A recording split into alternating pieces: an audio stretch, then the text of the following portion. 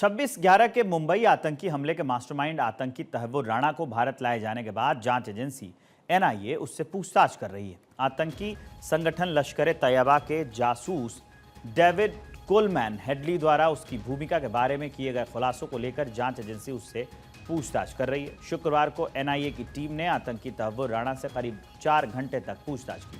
सूत्रों से मिली जानकारी के मुताबिक इस पूछताछ में तहव्वुर राणा बहाना बनाता रहा। वहीं आज दूसरे दिन करीब 3 घंटे तक पूछताछ हुई। आज सुबह करीब 11 बजे से तहव्वुर राणा से पूछताछ का अगला दौर शुरू हुआ। पूछताछ के दौरान एनआईए उस दस्तावेजों, ईमेल्स और इलेक्ट्रॉनिक इंटरसेप्ट्स का हवाला देगी जिन्हें अमेरिकी अदालतों में एफबीआई ने सबूत के तौर पर पेश किया था। ये सभी दस्तावेज राणा और डेविड हेडली के बीच बातचीत और उनके संबंधों को दिखाते हैं। ऐसे में आपको बताते हैं कि पहले दिन तहव्वुर राणा ने कौन कौन से सवाल दागे गए उससे, और सूत्रों के मुताबिक बात यह है कि तुम भारत कब आए थे, ये पूछा गया। भारत में तुमने किस किस से मुलाकात की, डेविड हेडली से दोस्ती कैसे हुई तुम्हारी, कब पहली बार तुम लोग मिले थे, स्लीपर सेल ने तुम्हें कैसे मदद की, पाकिस्तान में तुम्हारा हैंडलर कौन था। ये सारे सवाल पूछे गए तहव्वुर राणा से। सारी फंडिंग कहाँ से मिल रही थी, तुम्हारा बिजनेस पार्टनर कौन है, साजिद मीर भारत में मैच देखने किस मकसद से आया, तुम्हारे अलावा और किसे पाकिस्तान से फंड मिला था, कौन कौन से स्लीपर सेल अभी भी एक्टिव हैं। ये सारे सवाल पूछे गए। सूत्रों के हवाले से हम आपको बता रहे हैं। तहव्वुर को एनआईए के सवालों से सामना हो रहा है उसका। इसी बीच एनआईए के सूत्रों ने बताया कि जल्द ही राणा का सामना एक महत्वपूर्ण मिलिट्री गवाह से करवाया जा सकता है। राष्ट्रीय जांच एजेंसी ने इस गवाह का नाम बी रखा है और इससे जुड़ी जानकारी भी गुप्त रखी गई है। सूत्रों के मुताबिक राणा का सामना एक मिस्टीरियस गवाह से करवाया जाएगा। इसी गवाह ने 2006 में डेविड कोलमैन हेडली का मुंबई में स्वागत किया था। हेडली के ठहरने के अलावा और ज़रूरी इंतजाम किए गए थे। गवाह उस समय तहव्वुर राणा का बेहद ख़ास था।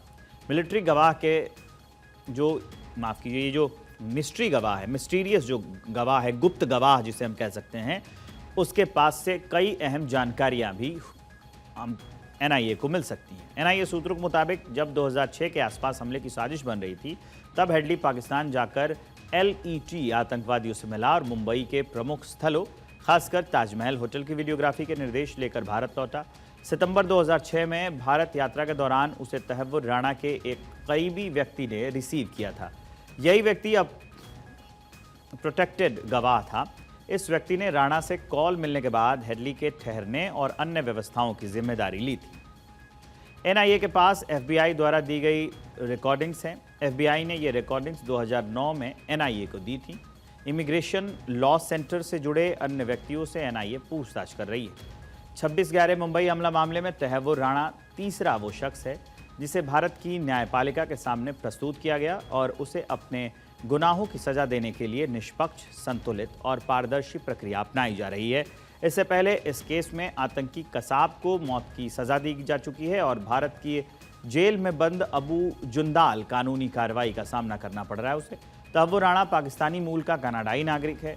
वो इस साजिश में लॉजिस्टिक्स और कवर प्रदान करने वाला प्रमुख किरदार था। तहव्वुर 1990 के दशक के अंत में कनाडा चला गया।